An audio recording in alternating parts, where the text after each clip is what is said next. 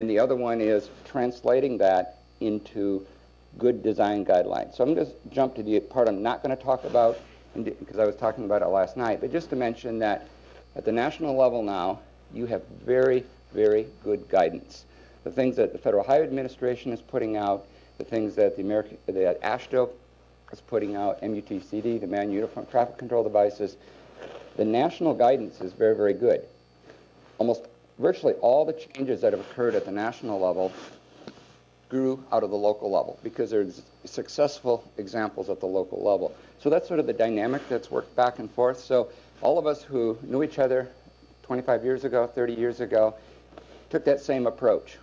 Try to create successful models at the local level and then get other communities to do it and then have that reflected at the national model. So that was sort of our thinking behind it. So what I'm going to do now is just go through, I think I made a list of 15 ideas, or 13 ideas.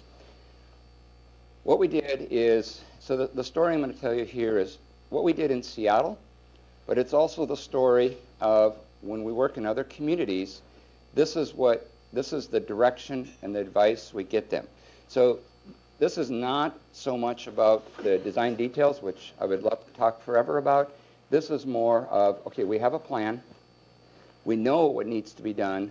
What do we need to do to implement it? How do we answer that question of why are not more cities in America bicycle and walking friendly? So the idea of institutionalization is very simple, and it's not complicated, and yet very, very few communities do it. So I'm just going to give you a list of 13.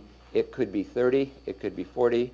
It's just to give you a way of thinking and how we sort of approach this problem. So in terms of institutionalization, one of the things I found out right away is that